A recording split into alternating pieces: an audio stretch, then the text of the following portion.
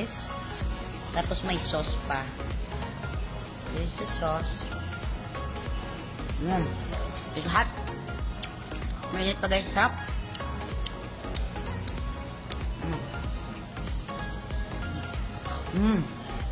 Sauce. Calamares guys, mainit pa. Hindi siya puro ano. Ito, calamares na pagkain mo, puro calamares siya. Tapos, lagyan natin ng boba. Ito boba milk tea. Kain na yung calamari. Is na gusto mo spicy or mild. Top. Top.